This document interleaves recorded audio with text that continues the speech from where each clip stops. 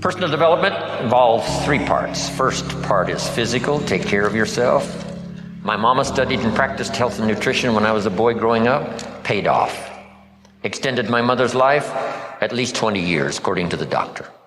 Mama was a fanatic. Mama was a health nut. Mama read, mama searched, mama tried. Back when, vitamins and all that stuff was fairly new when I was a kid growing up. Mama did all that research. My father lived to be 93, never had a major illness. And I've been in splendid, excellent, good health all my life. If there's one thing to be a fanatic about, it's your health. Take care of yourself. The Bible describes it this way. Treat your body like a temple, not a woodshed. A temple, something you'd take extremely good care of. Here's one of the reasons why. The body and the mind work together.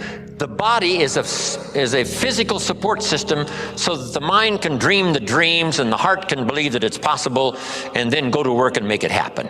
And for that, you need a good physical support system to manage all of that. One old prophet said, sometimes, the spirit is willing, but the body is weak. See, don't fall into that.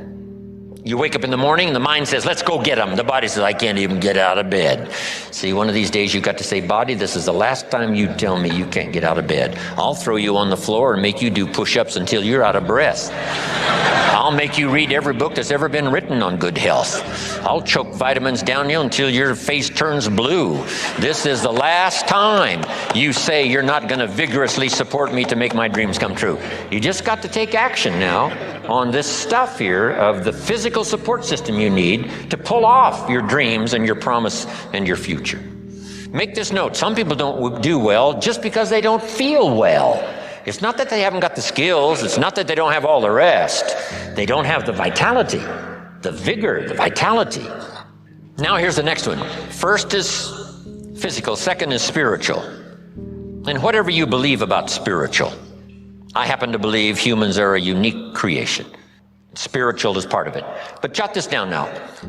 If you are a believer, jot down these three words. Study, practice, and teach your belief in spirituality. Don't leave your spiritual conclusions unresearched, unstudied, and don't leave it unpracticed. And whatever you do, don't leave it untaught. Study, practice, and teach. If we all do that, starting with our family, we'll build the families necessary to build a strong nation to compete among the nations of the world in these years of the 21st century. Now here's the next one. The physical, the spiritual, now the mental. Your mind, exercises of the mind. Build your library, I say in one of my other seminars. The books that can see you through. The books that can give you the ideas necessary to build a good career, to build a strong enterprise, relationships, good health, and all the rest. The book you don't read won't help. Now here's part of the exercise of the mind, a good debate. Here's the way to make an idea powerful, is to discuss it and refine it so that it fits your situation. That's what I ask you to do when this seminar is finished. Debate all of these ideas. Discard some that don't make sense. Give considerations to some that do make sense. Put some on the shelf for later consideration, and then put some of them into action that make sense. Jot this down. Make sure what you do is the product of your own conclusion. Do that thoughtful study. One book on health and nutrition says, do this, you'll live forever. The second book says, if you do what that first book says, you'll die young. So what should you do? Which book should you follow? And this is one of the important answers of the weekend. Neither one. Read both books and make up your own mind. You engage in the debate. What makes sense? What seems to be or not to be? Because as close as we can get to the truth is to say, it seems like. That's as close as all of us can get. We can't say it is. None of us can do that. We can say it seems like, opposites are in conflict and we're in the middle. It's what it seems like. Our experience proves and the storyteller says it started early. But engage in thoughtful study and vigorous debate. Sometimes you can debate with others, right? Share ideas. What did Jim Rohn mean by this? Well, I'm not sure that's important to our life. Someone else says, no, I think it is. Engage in this debate. Then here's the big one, the debate in your own mind. What's good, what isn't good. Finally, you must come to your own conclusions. Read the best you can, study the best you can, take the best notes you can, and then do this. Then you decide out of all of that, which is valuable enough to try, valuable enough to do, and add to the dimensions of your life that are already underway. That's the key for study, exercising the mind. Here's the last part. Don't be afraid of the debate. Engage in the great debate, whether it's your health or relationships or your future. Don't be afraid of the debate.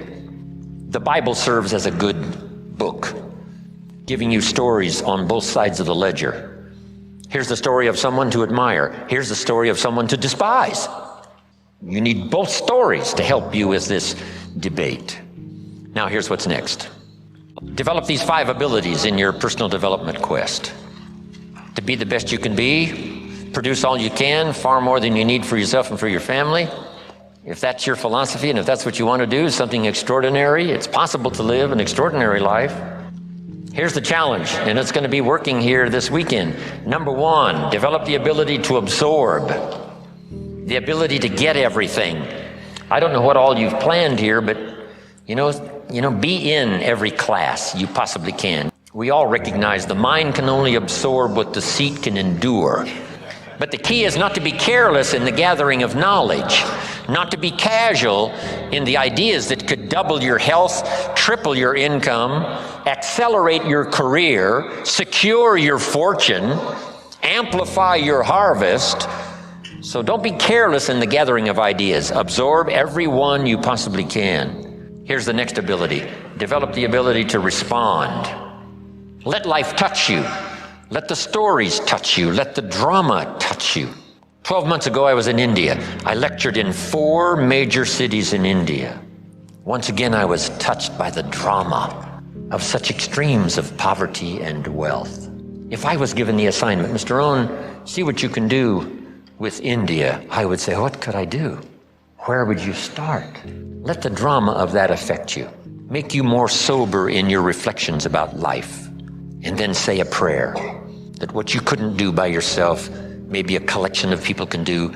Maybe the future will find some answers. Let life touch you, but don't let it kill you. Let sad things make you sad. Let happy things make you happy.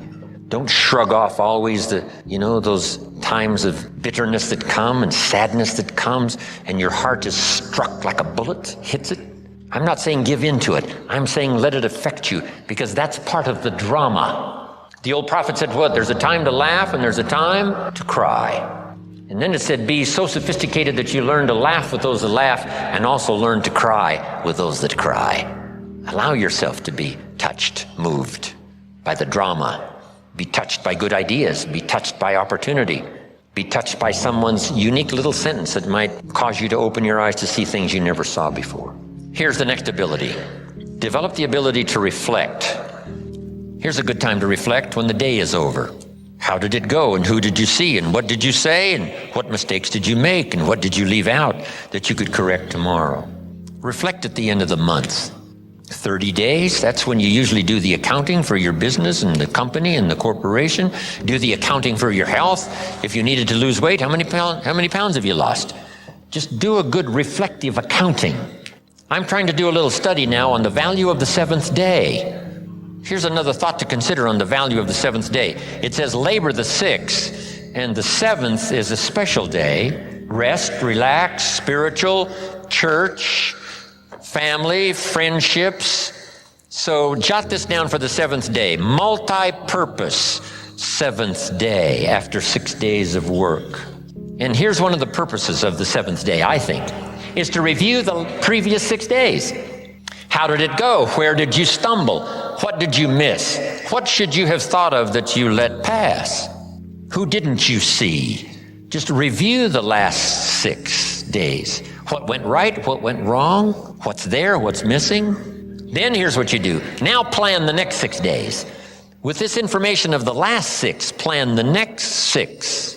I call it multi-purpose 7th day. Reflect, go back over, then design, plan, refine, and deposit the experience of the past 6 days into the adventure and activity of the next 6 days.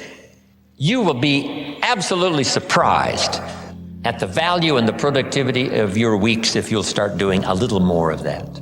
Now, here's the last two. Develop now the ability to act. Activity now is the catalyst and the miracle piece of the process. Here's a little subject called How to Turn Nothing into Something. Number one, first, imagine the possibilities. Imagination is the first step of the miracle of possibilities. Reality first starts with imagination. Now, it's hard to call imagination nothing, but it's not something in terms of a podium. It's not tangible, because there isn't anything that's nothing. The imagination, it's something. Einstein once said, there's nothing faster than the speed of light. And Bill Bailey, one of my mentors, current mentors and longtime friend, said, maybe here's something faster than the speed of light, and that's thought. It's possible that thought could be faster than the speed of light. How fast can you think back and think ahead? I guess we can't say the exact same instant, but all we can say is it seems like the exact same instant. You know, if you don't know the truth, you can't say that's true. And if you're not a scientist, it'd be, a little out of order to say, yes, this is true. But here's what it seems like. It's possible to think back and ahead at the same time. I mean, how fast is that? To think back and think ahead. But it's one of those marvelous capabilities that we all have. And in your personal development quest of getting stronger and more vital, both physically and spiritually and mentally, now use this exercise.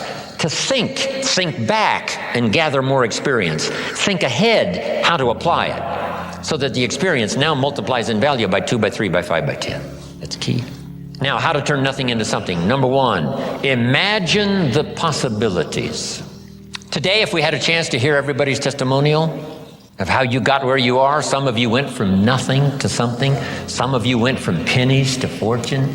And if we had a chance to hear everybody's story here today, took the time, guess what those stories would conclude? The possibilities are absolutely endless and unlimited. So number one, imagine the possibilities. Read an inspiring book one more time, how someone went from nothing to something. The possibilities, they're unending. Now here's the next step. Imagine that some of the possibilities are possible for you. We call this now faith. Now we start with imagination, now we generate faith. What generates faith? Faith is generated sometimes when the testimonial closes like this. If I can do it, what? You could do it. I started behind. I started under the basement, not in the basement.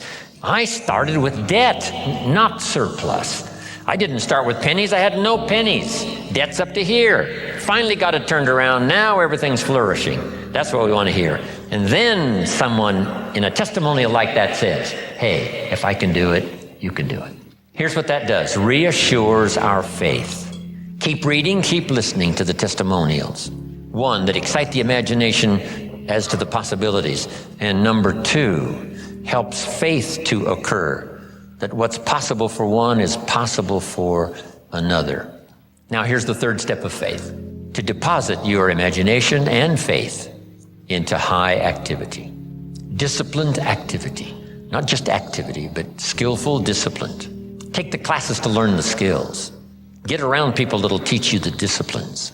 And then deposit your imagining the possibilities and believing that it's possible for you. Deposit that now into what we call high activity. Make this note now. Activity finishes the miracle process of turning nothing into something. I'm positive that's why the formula was given of 6 days of working miracles and 1 day of rest to ponder how it's going. How is my miracle working process working? Have I missed some? Devote 6 days to the working of miracles. The 7th day to rest and reflect and go back over and a bit of study. Yes, spiritual. Yes, church. Yes, synagogue. Yes, family. Yes, social. Yes, friends. But see if you can't now come up with a plan to increase your activity or refine your activity. Sharpen it so that it produces major results. Here's the next one. Take joy in the work. I couldn't wait to get here today to share my story one more time. I'm already pondering the testimonials that may come out of a class like this next year, a year from now, 5 years from now, if I happen to meet some of you and you say, on that summer weekend in Anaheim, I finally got it. The lights went on for me. Something you said and something someone else said finally made sense.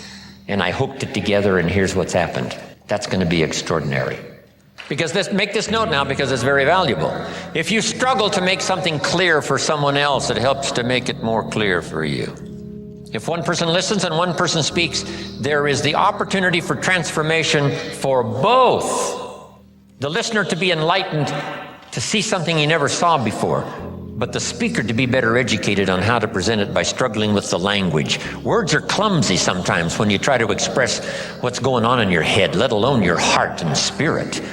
But the more you struggle to make it clear, the clearer it gets for you, so that both the listener could be transformed by what he hears, and the speaker could be transformed by the exercise of speaking, trying to make it clear. Now here's the last part. Develop the ability to share. Not just your money and your resources. One of the biggest things to share, of course, is your time, because you're limited on time. You can't get any more time. So I'm asking you to do the same in every format possible, whether you're asked to do training, whether you're asked to do teaching, whether you're asked to make a speech, always say yes to the best of your ability, so that you'll have one more time to share, one more time to help somebody lift themselves from poverty to success, from doubt to faith, from illness to health, from skepticism to belief. One more chance, person to person, or class to class, or a little Sunday morning class, or a little home meeting. Tell somebody something good, something valuable. The payoff for you is in the attempt and the learning experience. And then the payoff later is to get someone's testimonial that's got your name included. I've been counting days to get